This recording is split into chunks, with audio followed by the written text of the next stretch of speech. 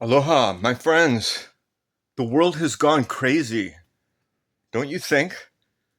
I mean, what's going on with these endless wars and how there's all these billionaires that are absorbing 95% of all the wealth accumulation while the rest of the world is suffering and struggling financially.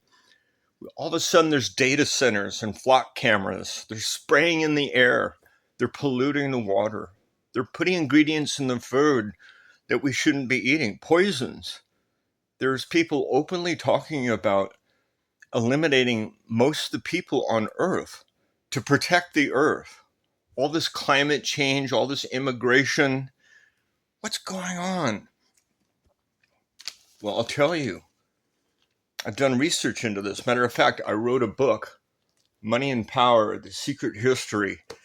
And I want to explain to you why and what's in it, because almost nobody understands who's behind all this, who's in control of the world, and how they're controlling it. And only then can we get to the core of Epstein, what's going on in Israel right now. The whole world is suffering. And it's because there's a few people on top that are creating it. And this is what this book discusses. I was very lucky as a young man to have some very powerful mentors. One was Allard Lowenstein. And this is going back to the late 70s. I was selling investments, and Allard was a congressman from New York. And at the time, he was ambassador to the United Nations under the President Jimmy Carter's administration. And he was the first one that explained to me how the world worked. Um, he explained that his friends, both uh, John F. Kennedy and Robert Kennedy, were assassinated by the CIA. He told me about MK Ultra and how the CIA now had the ability to control people's minds and crazy stuff that I didn't believe at the time. But he was the one that convinced me to go back and follow the money. He said at the very top of the world power structure is the international bankers. And he knew because he knew them later. And he's the one who encouraged me to go back to college. And I went to Menlo College, and there I met another mentor, a man named Robert Grow, who worked for the Rothschild. He was a public relationist on the surface. It's basically propaganda, and had served as a consultant to many US presidents, including Truman and Eisenhower, and worked with Central Intelligence. He'd have parties at his house. He had a mansion in Menlo Park, where I was a student at Menlo College. And he'd have parties, and I'd get to meet people like Zbigniew Zabriskie, who was the um, director of national intelligence for Jimmy Carter. And he explained, even back then, this would have been the late 70s, early 80s, that pretty soon everyone would have a chip in their head, and everybody would just be only able to repeat what they heard on the news, on the TV. There was a plan to take over the world and a plan to call a number of people in the world and put chips in our head so that they could track us 24/7. All that was being planned when I was in college decades ago. So after Menlo, I went to Stanford, and I wrote a thesis on how the Federal Reserve works. And from there, I went on a Rotary Scholarship to the University of Wales to study international banking, and wrote a dissertation on structuring international loans, a formula for it. And from there, I went on to work at the East West Center, which is a government think tank in Honolulu. And I did feasibility studies on mineral extraction projects in third world countries. And again, that was information that was being requested and needed by the Central Intelligence Agency. So I didn't work for them directly, but I was an economist providing information that they needed on where the world's resources were. And from there, I went to Lloyd's Bank in Los Angeles and worked as an economist overseeing international loans. And from there, a consultant to Bank of America, Wells Fargo, and then investment banking, doing IPOs and mergers and uh, venture capital, and I ran a couple of funds. And so I have a background in finance. And when I finally retired in 2008, I started writing books, including Money and Power, The Secret History, that explains. And what it explains is what I want you to understand: how the world is run, who's behind everything. Every country has a central bank. We call ours the Federal Reserve.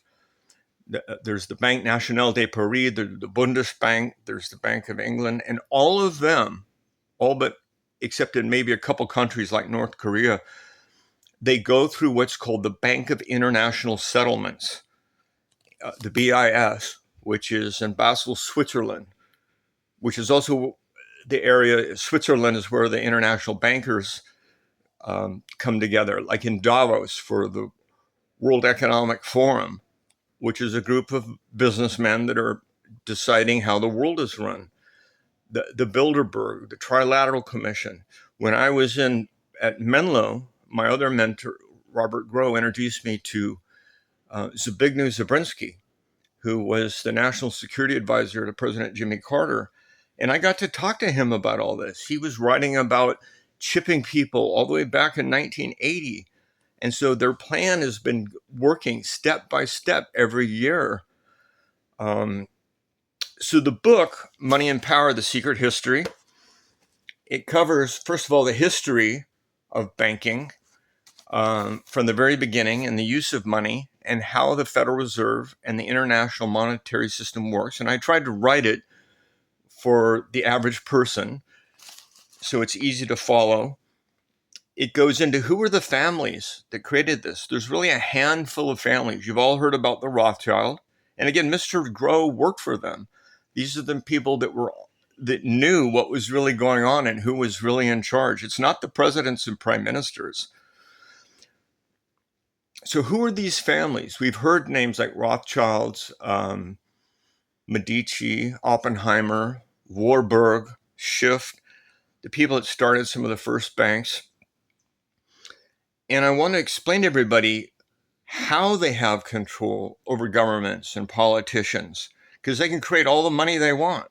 How does the system work? It's the most important thing we should know, and almost nobody knows how it works. And the institutions they create, the Bilderberg meetings, the Council on Foreign Relations, the Trilateral Commission. Brzezinski was one of the founders of the Trilateral Commission. And so these are the people that are pulling the strings all over the world.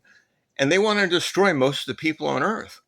They think there's too many people for sustainability. They think we have to drop all but maybe half a billion people in the whole world. So going back to a population that existed in, say, the 1600s, and that we would all be basically feudal.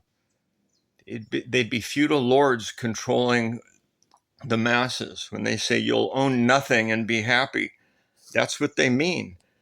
So in my book, I go into what all these organizations are, how they work.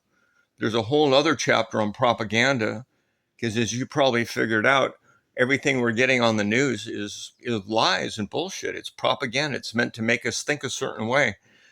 And they have two sides, the reds and the blues, and they play one against the other, and they both work for the same people. I have a whole section on the CIA, how they started, and the Rockefellers were right there. It's the same people that control the banking cartel and the money, control intelligence, and they control the media. And now they control everything. They bought through BlackRock and State Street and Vanguard. They essentially bought up the whole Fortune 500 and all the resources of the earth. CIA, what is the World Bank, the UN, and what is UN 2030? There's a plan for world domination. They want to destroy national sovereignty, and they want to create a one world government that is not democratic. We're not electing our officials, and that we're completely controlled and spied on. That's why they're putting flock cameras and a Starlink system. I mean, think about it. Have you ever watched The Terminator? It's a story of how AI basically takes over the world, and that there are satellites that are watching us 24/7, and then these robots begin to wipe out civilization as we know it, human beings. And this is all coming to pass. So when you read Money and Power, The Secret History, it's going to give you all the information. The only way we're going to change the world is to be able to understand what's happening and then what we can do to change it. And I have the last section of the book discusses the action steps that we can actually take to take back our democracy and to create the world that we all want to live in. So, hey, it's been banned. It's getting pulled. My book is getting banned and pulled from libraries and from universities where it used to be worked or used. But it's on right now. I think it's $12.95. You can get it used for under 10, and you can get it on Kindle for $5, I think. So I want to invite you to get the book and read it.